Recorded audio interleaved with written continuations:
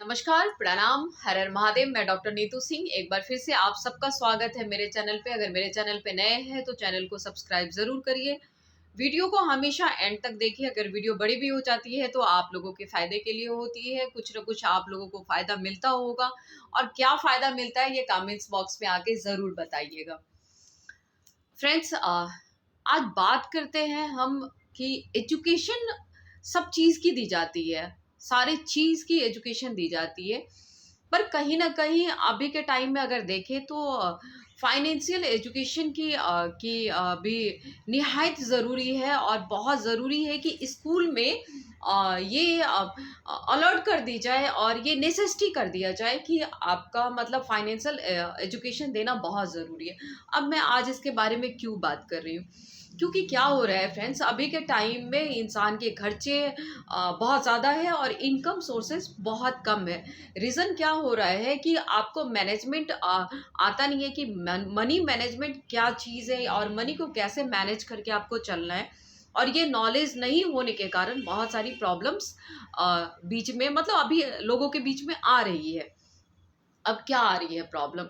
अगर मैं बताऊँ तो देखा जाए तो कोरोना के टाइम में भी बहुत सारे लोग जो जिन्होंने अपने पैसे को सेव नहीं करके रखा था, या बहुत सारी ऐसी प्रॉब्लम्स आई उनके बीच में, और कितनों की नौकरी चली गई, कितने लोग बेलदारी करने पे उतर आए थे और बहुत सारे ऐसे मुसीबतों का सामना करना पड़ा था।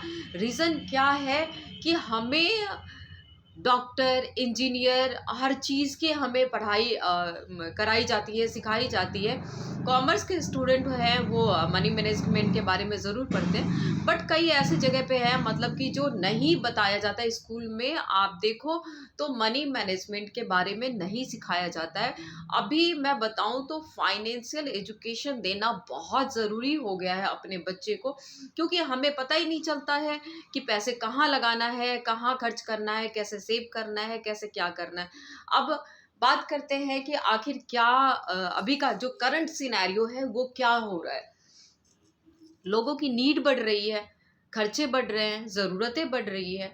अब क्या है कि मान लो कि अगर आपकी सैलरी, आपका जो इनकम सोर्सेज़ है, मान लिया कि ₹100 की है, कि ₹100 आपको आ रहा है। बाय द वे मान लो कि घर में कोई प्रॉब्लम आ गई, मतलब कोई भी हो सकता है, कुछ हैपनिंग्स हो गए और आपको नीड हो गई पैसे की।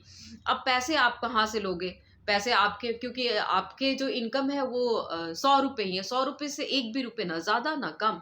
₹100 से में आपको क्या करना है और आपके खर्चे आ गए हैं। यहाँ पे मान लो आपकी वाइफ़ बीमार हो गई है, या घर में कोई बच्चा बीमार हो गया, या अदरवाइज़ कोई ऐसी प्रॉब्लम आ गई जिसमें कि आपको नीड हो गए पैसे के। अब क्या है, जो करंट सिनेरियो है कि उसमें जो छोटे-छोटे से जो ऐप्स आ गए हैं, वो बहुत ईज़िली प्रोवाइड करते हैं पैसे के लिए, बहुत ईज़िली आपको लोन दे देते हैं। वो मैक्सिमम आई थिंक 5 से 10 मिनट का काम होता है, और 5 से 10 मिनट में जो आपकी प्रोसेसिंग होती है वो करवाते हैं और उसके बाद में आपको पैसे मिल जाते हैं। बहुत ईज़िली अवेलेबल हो जाते हैं अभी के टाइम में। जो प्राइवेट फाइनेंसर होते हैं और कुछ ऐप्स हैं उसके थ्रू आपको 15,000, 16,000, 20,000 आपको इस तरीके से आपको पैसे मिल जाते हैं। अब आप क्या करते हो कि वो बहुत ईज़िली अवेलेबल हो जाता है और आप लोन ले लेते हो यहाँ से।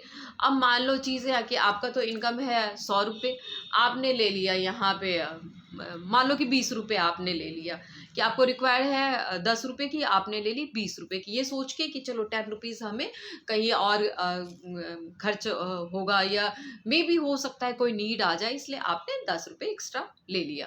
अब आगे क्या होगा आपका, कि आपका तो है कि ₹100 की इनकम है, लेकिन नेक्स्ट मंथ आपको वही पे करना पड़ेगा कि आपने ₹20 तो ले लिया, लेकिन आपको अब वहाँ पे क्या है कि आपको ₹5 एक्स्ट्रा वहाँ पे करना है।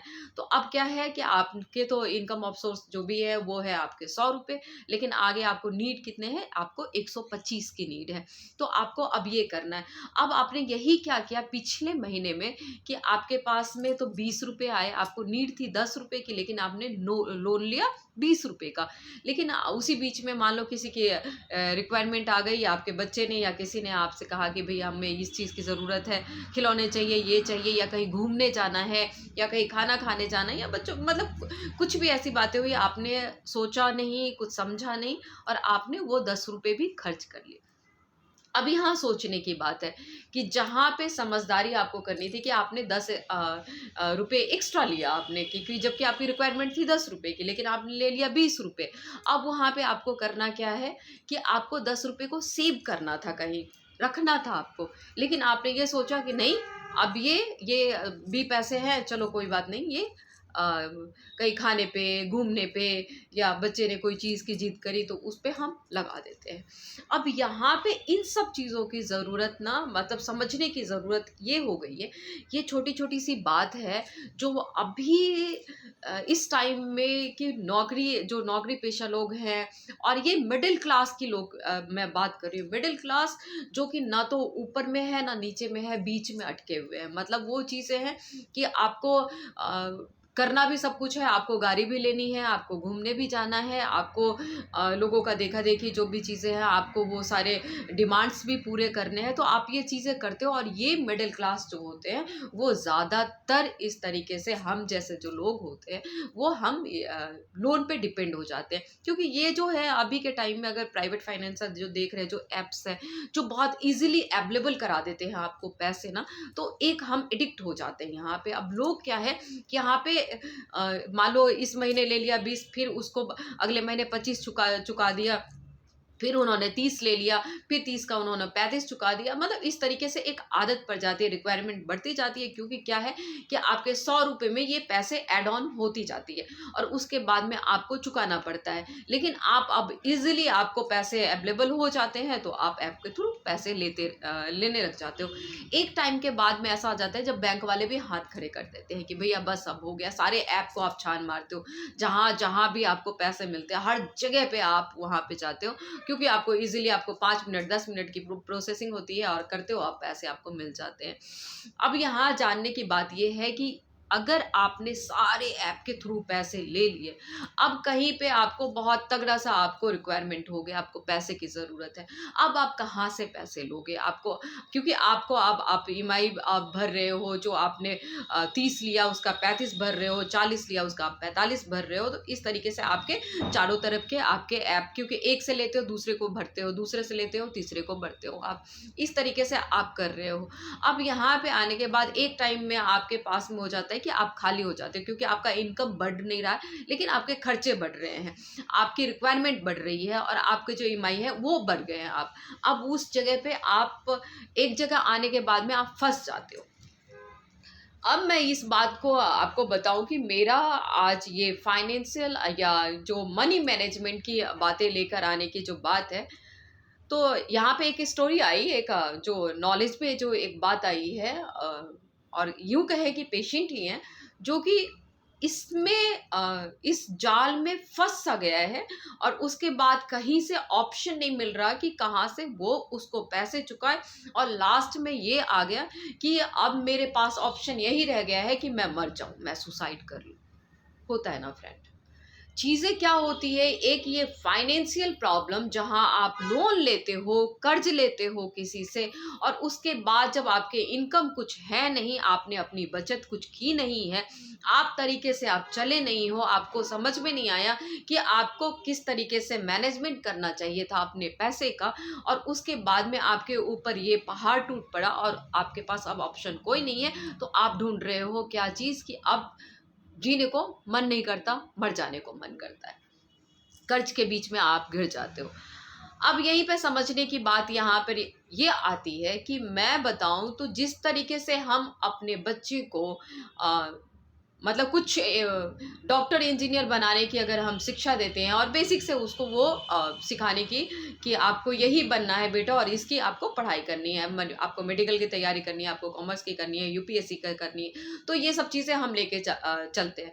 यहीं पे हमें किस तरीके से बताना है, क्योंकि क्या होता है कि हम बच्चे पे अंधाधुंध पैसे खर्च कर देते हैं, बच्चे को पैसे की वैल्यू नहीं बताते, बच्चे को हम ना नहीं कहते हैं, हम ये कहते हैं कि किसी ना किसी तरीके से करके हम हम तुम्हें दे ही देंगे।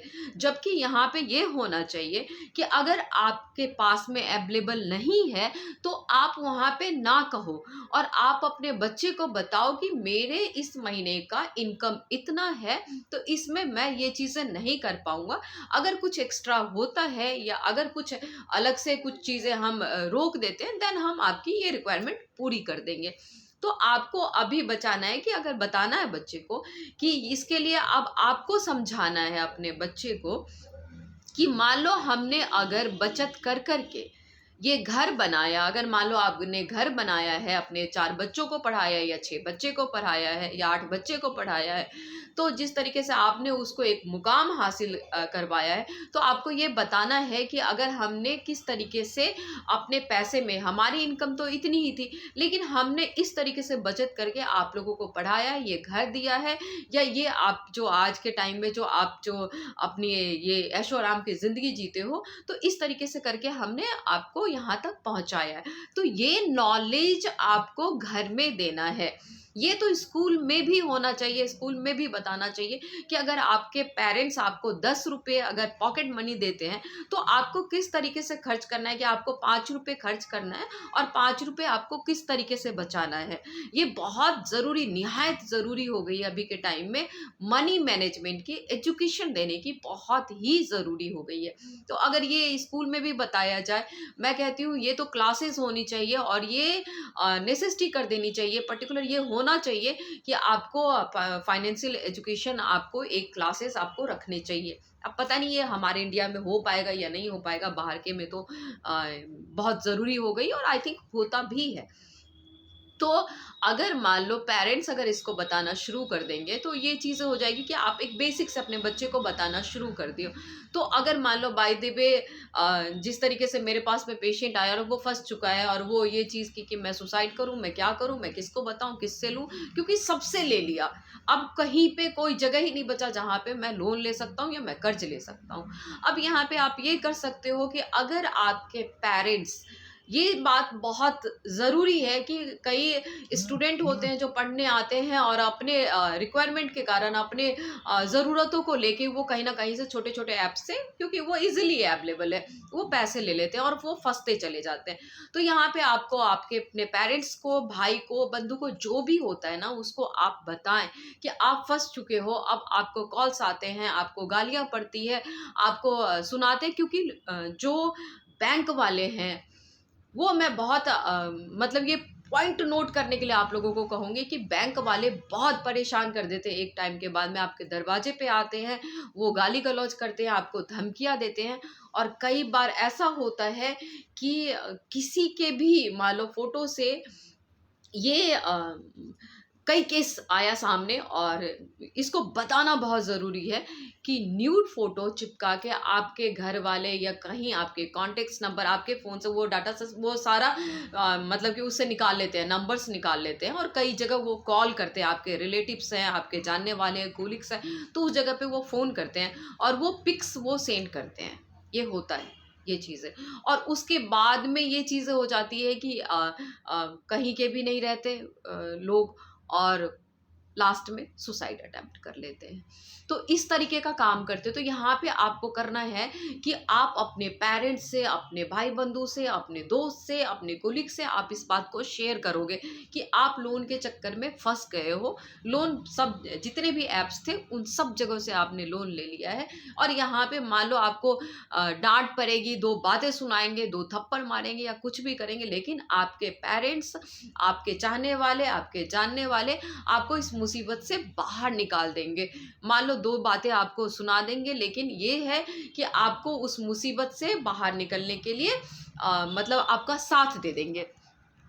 तो अब यहाँ पे करना क्या है कि अगर आप फंस चुके हो, क्योंकि मैं इसलिए कह रही हूँ कि ये स्टोरी हो चुकी है और यहाँ पे कई ऐसे भी आए हुए हैं कि फाइनेंस के कारण में बच्चों को जहर दे दिया, पूरा पूरा परिवार ख़त्म कर लिया, अपने आप को ख़त्म कर लिया, वो सुसाइड अटेम्प्ट कर लेते हैं या सुसाइड अटेम्प्ट करने की कोशिश करते हैं। तो इस तरीके से ऐसे सिचुएशन में आपको शेयर करना चाहिए, आपको बताना चाहिए।